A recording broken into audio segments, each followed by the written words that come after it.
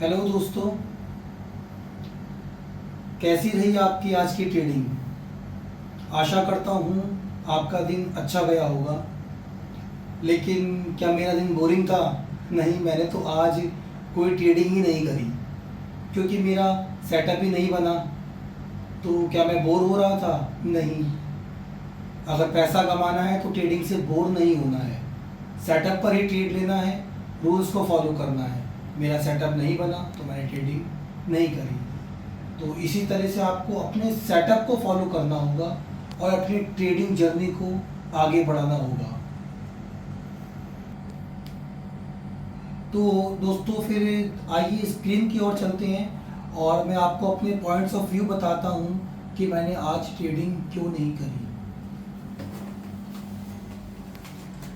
सबसे पहले मैं इंडिया विक्स को आपको दिखाना चाहूँगा जो आज 4.29% की तरफ बढ़ा है, प्लस में आया है, जिसके वजह से प्रीमियम काफ़ी हाई हो गए। मैं एक नॉन डायरेक्शनल ट्रेडर हूँ। आप आज का ये चार्ट देखेंगे, 29 तारीख का ये चार्ट है और एक तरफ डायरेक्शन का एक बड़ा मूव आया है।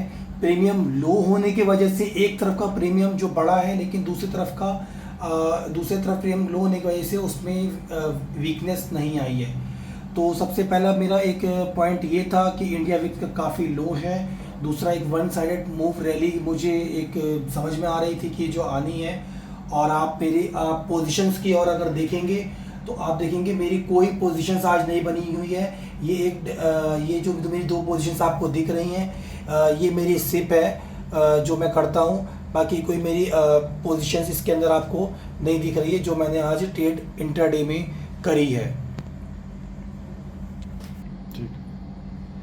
और अब यहाँ पर मैं आपको एटीएम के प्रीमियम को दिखाता हूँ।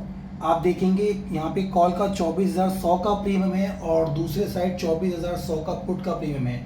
दोनों प्रीमियम अराउंड 80 और सेकेंडरी प्रीमियम 90 रुपीज़ के आसपास ओपन हुआ है। आप देख पाएंगे 80 वाला प्रीमियम 30 रुपीज़ के आसपास क्लोज हुआ है, 29 रुपीज़ के आसपास। और सेकेंड पुट का प्रीमियम जो 90 रुपीज़ से 190 का हाई लगा के अराउंड 200 का हाई लगा के 155 पे बंद हुआ है। यानी कि ये प्रीमियम डबल शूट अप हुआ है, डबल पर 100% पर। लेकिन इस प्रीमियम ने 50% अराउंड इसने जो लो दिया है 50 पॉइंट्स का लो दिया है।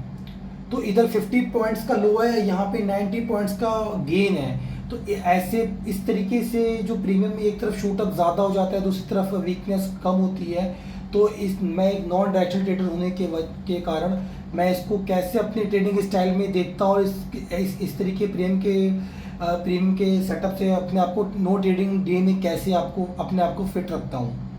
अगर ये प्रीमियम में अगर मैं इस तरीके से आज सेल करता तो मुझे आज लॉस होना तय था। लेकिन मेरे ट्रेडिंग स्टाइल और मेरे रूल्स को मैंने फॉलो किया और मैं आज एक लॉस डे से बच गया हूँ।